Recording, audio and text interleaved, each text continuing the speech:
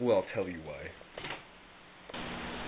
In the late 1700s, a man named Dr. Richard Johnson, occupation bus driver, built his house.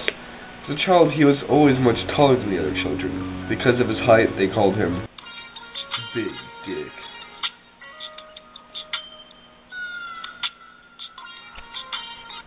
Anyways, when Dr. Johnson came into his room, he realized that something was missing. Something on the ceiling, perhaps a vent, or a light fixture.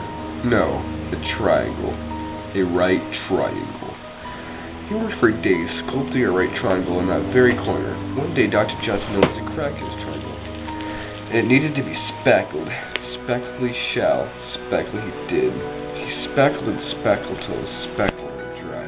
Then he went to get more spackle. One unfortunate night, while spackling away, Dr. Johnson's daughter, little Lily Johnson, and her adopted brother of African descent, Big Black Johnson, decided to play in the basement while dancing to Eminem.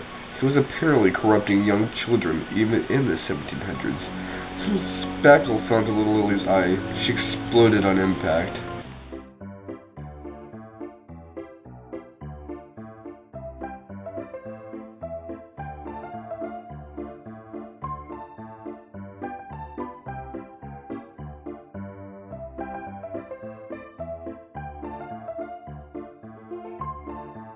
The way you shake it, I can't believe it.